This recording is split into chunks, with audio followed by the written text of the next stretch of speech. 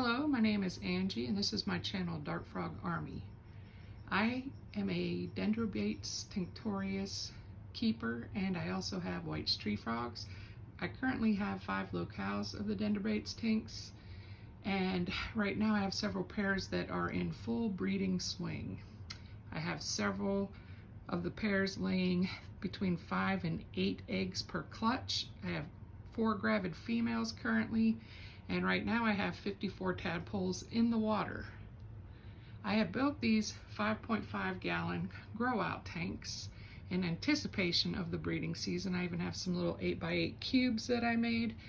Unfortunately, it is not enough because even keeping 3 to 4 froglets per container for up to 2 months, I'm overflowed. So I needed to come up with a cost-effective front opening enclosure. I don't like using Sterilite bins. I've used them before. Anything top opening can cause stress to your frogs, and I'm not trying to have them drop dead on me. So I was trying to come up with something cost effective, because just in those 5.5 gallon tanks, I have $350 invested. As you can see, I like to keep bioactive setups. So what to do? While I was perusing through YouTube, and I had noticed that some gecko keepers were using plastic shoe boxes as gecko grow out bins. Now, while those were pretty effective, they weren't going to work well for my setup because I need a very high humidity. I keep them between 90 and 95%. So I needed an option that I could kind of enclose and control the humidity, something that was sturdy to hold my bioactive drainage layer and substrates, and lastly, something that I could stack, because I've got 3 racks in my room currently and I just don't have space to keep adding racks. So I came up with this solution.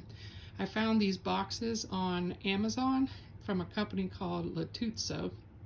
I'll share the link to that, share all links of the supplies I used in the description. And so what I like about these bins the most is they can be used for terrestrial setups, but they can also be turned, if you put them on a rack system, obviously, they can be turned up, they can be stood up, and your latches can be moved to this side. What I did to create extra security in these boxes, I made like 3 modifications, and those modifications are, I added latches, acrylic latches, and I did that just to give myself some extra security.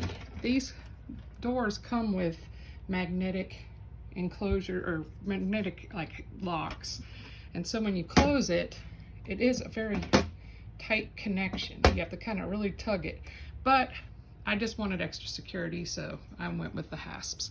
Another really cool thing that I was nervous about when I was ordering it was if I was going to have to fill this gap. Obviously, fruit flies, Melanogaster fruit flies in particular, can escape very easily, and as you can see, it's completely sealed to the plastic, so no room to escape. The next addition that I added for ventilation, I drilled 2-inch holes using a hole saw, and I picked up these really cool vents off of an Etsy shop. And what I like about them is most of the time when you see these vents, you have to glue them in or silicone them in, and they usually don't have this fine of a mesh. No Melanogaster fruit flies, even the stunted ones, are getting out of this tiny mesh system. And what I like is it's a 2-part. It comes with the vent, and the vent is threaded, and then it has a a nut that you can screw on.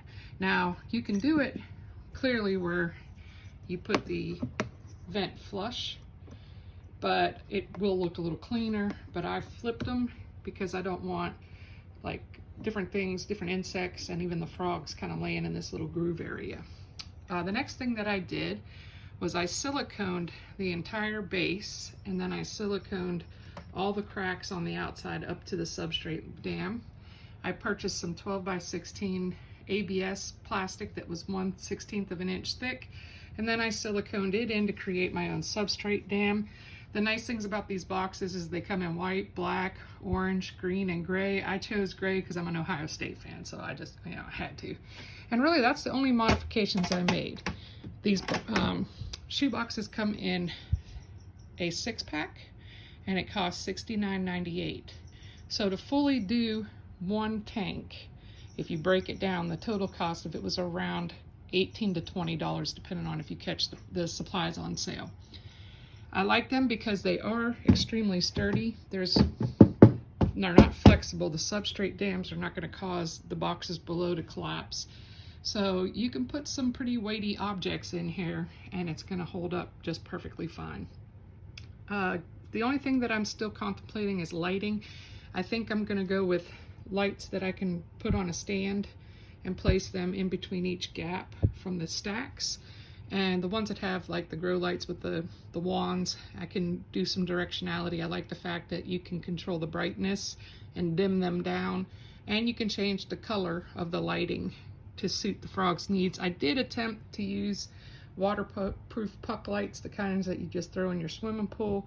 The two drawbacks is that A, they're battery operated, and B, the lumens just aren't strong enough to do anything for the plants.